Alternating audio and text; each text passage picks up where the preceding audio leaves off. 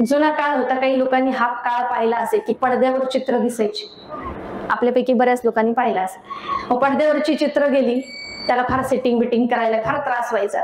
काळ पुढे गेला, थोडं संशोधन होत गेलं, मग टीव्ही आले. बरं, टीव्ही आल्यानंतर ते घरोघरी नाही आले, गावातले एखाद्या कोणाच्या तरी घरी यायचा. मग त्याच्या घरी आल्यानंतर त्याला म्हणायचं मागच बस, पुढंच बस, बंदच करतो, टाइम संपला. असे होते ना महाभाग गावागावांमध्ये, ज्याच्या घरी टीव्ही असायचा फार त्याची शायनिंग. बरं, त्याची शायनिंग गेली काय, कारण घरोघरी टीव्ही आल्यानंतर हळूहळू ते संक्रमण असं होत गेलं. आणि मग त्याच्यानंतर काय झालं, बरं पडद्यावरची चित्र गेली, मग टीव्ही आले, मग घरोघरी टीव्ही आले. घरोघरी टीव्ही आले, तर टीव्ही पण नीट चालायची नाही ना. आम्ही असं काळ पाहिलं की त्याला मध्येच मुंग्या यायच्या. मुंग्या आले की परत उठा, त्याचं बटन चालू करा, परत बसा.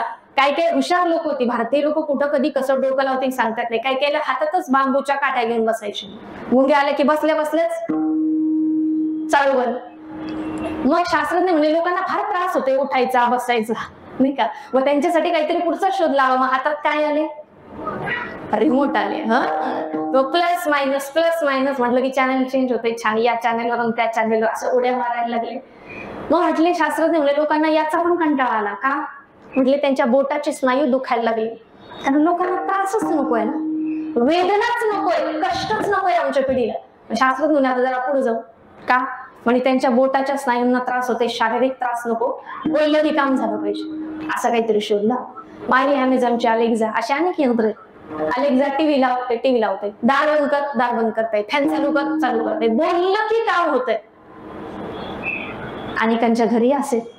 बरं, ते यंत्र जायला लागले आता, कारण शास्त्रज्ञ म्हणले लोकांना बोलायचा पण कंटाळा आला.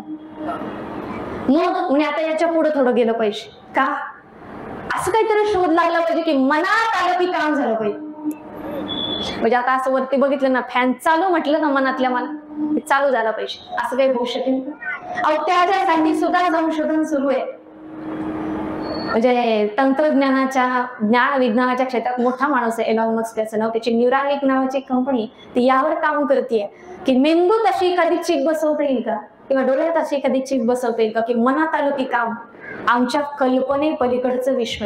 कदाचित 2050 साली बायो इंजिनियर हेवन असू शकतं. सगळं काही आहे ना ते यंत्रवत झालेलं असेल. आजही आम्ही यंत्रवत झालो, बरोबर ना. हातात तो फोन आहे, स्क्रोलिंग चालू आहे कंटिन्युअसली, आजूबाजूला कोण आलंय गेले कुणाचा कोणाला पत्ता नाही. घरात बसलोय, एक जण फेसबुकवर, दुसरा इन्स्टावर, तिसरा गेम खेळतोय, चौथा फोनवर बोलतोय, पाचवा त्याच्यात नादात. कुणाचा कुणाला वेळ, कुणालाही एकमेकांशी बोलायला वेळ नाही. अहो, स्वतःशी नातं जोडता येईना, देवाशी आम्ही काय जोडणार.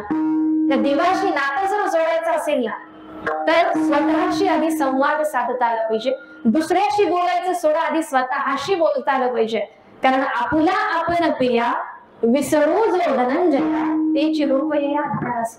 स्वतःचा स्वतःला विसर पडणं हे अज्ञान आहे. आणि म्हणून ज्ञानेश्वरी आज नव्या रूपात, नव्या तंत्रज्ञानाच्या युगामध्ये तुम्हाला वेगवेगळ्या रीतीनं कसा उपदेश करते, तर ह्या बाजूनं ज्ञानेश्वरी आम्हाला सांगते. मग महावैष्णव ज्ञानवळ सांगतात की तुम्हाला स्वतःचाच विसर पडला असेल ना, तर तेच अज्ञान आहे. ज्ञान म्हणजे तुमचा हरिपाठ पाठ पाहिजे हेच पाठ असं नाही. ज्ञान म्हणजे काय, तर स्वतःची स्वतःला ओळख म्हणून हे ज्ञान आहे.